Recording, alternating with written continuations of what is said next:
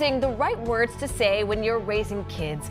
Here to tell us more, talk about this is Dr. Erica Lee, a psychologist at Boston Children's Hospital. Thanks for joining us, Dr. Lee. Nice to see you. Good to see you, doctor. We hear all the time from parents especially, my kids don't listen to me, right? They don't hear a word they say. But in your experience, is that really true?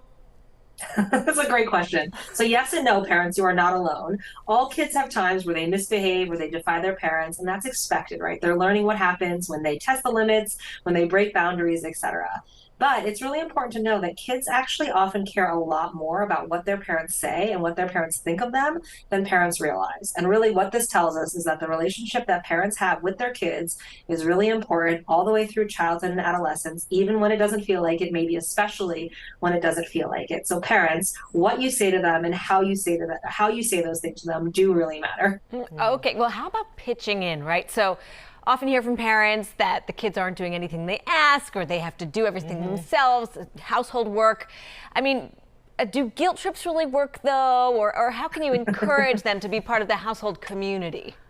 Yes, a fantastic question, because we've all been on the receiving end of a guilt trip and it doesn't feel particularly great.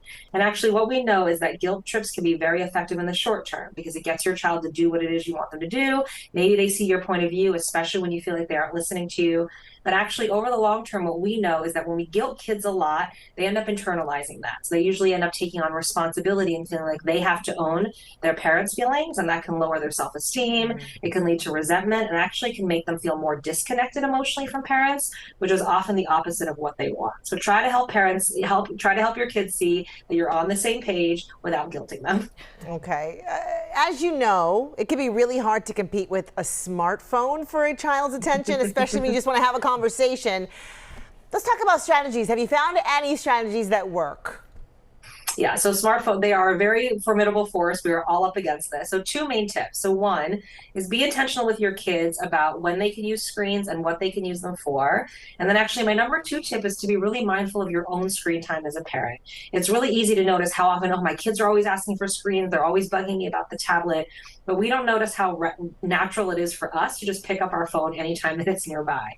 And the research actually shows that when parents are distracted by texting or scrolling on their own phone, kids get really frustrated and then they work harder to get your attention, leading to more interruptions, and now everyone's more annoyed.